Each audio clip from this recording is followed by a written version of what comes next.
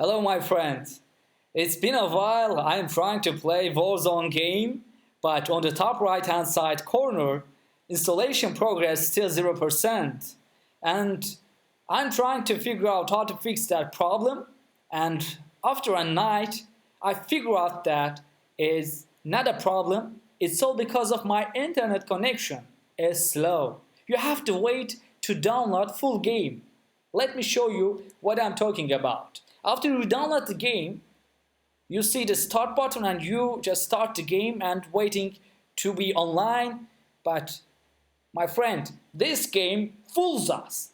If you go to your notification section, you're gonna see that inside download section, this game still downloading. And because my internet connection is slow, I have to wait about 40 hours to download this full game.